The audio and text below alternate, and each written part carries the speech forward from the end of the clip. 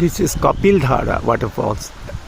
This is the first waterfalls of the sacred river Narmada. It is about 4 kilometers from the town of Amarkantak in Madhya Pradesh. Waterfalls from a height nearly of about 40 feet. It's a lean season, still there is some flow of water,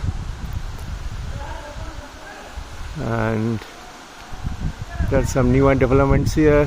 There's a glass platform for viewing the water during the high season.